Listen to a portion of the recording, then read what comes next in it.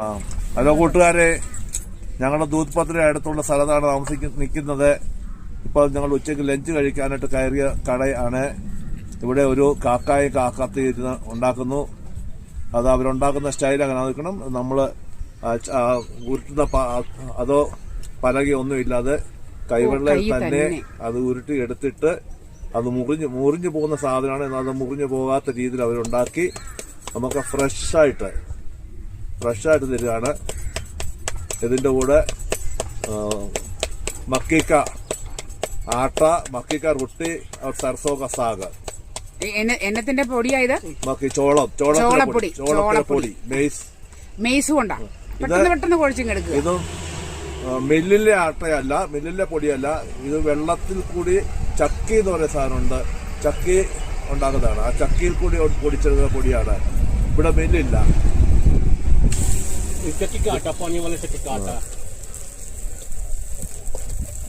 बिल्कुल प्योर മറ്റേത് ഉണ്ടാക്കുമ്പോഴത്തേനും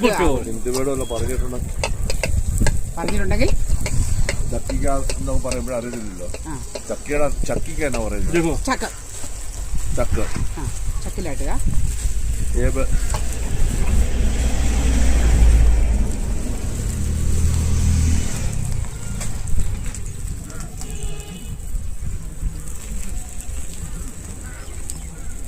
ये कश्मीर का कुलचा बोलते हैं.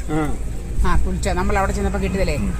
कश्मीर का कुलचा, नारियल का बिस्किट, बर्फी. असली कश्मीरी बर्फी, कश्मीरी ये कुलचा बोल के भी बेचता है. ये कश्मीरी कुलचा, कुकीज.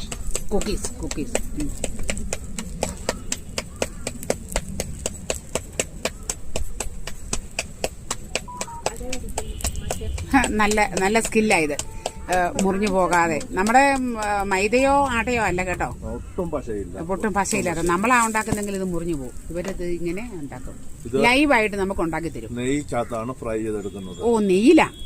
അത് കൊള്ളാം. देसी घी लगा था.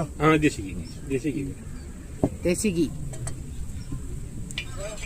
ऑयल नहीं छोटे पे नहीं लगाती, कभी ऑयल नहीं लगाती.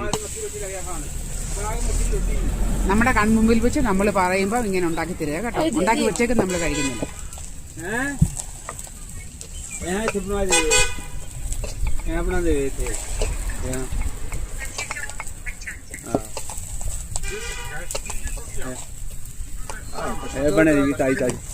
കണ്ടോ, ഓരോന്നായിട്ടാണ് അവരിത് കുഴച്ചെടുക്കുന്നത്.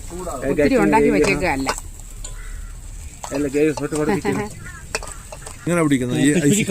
ഇത് കണ്ടോ, ഇവിടെ തണുപ്പുള്ള സ്ഥലങ്ങളിൽ ഇവര് ചൂടാകാൻ വേണ്ടി